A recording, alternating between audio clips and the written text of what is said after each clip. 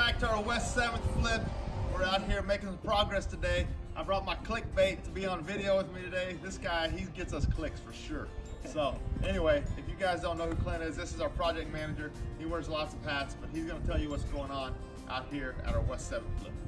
Yeah, so we've got some deck being built out there in the front. Inside, we've got sheetrock going up. We've got plumbing inspection happening. And then we've got electrical finishing up. So we're making good progress. Stay tuned.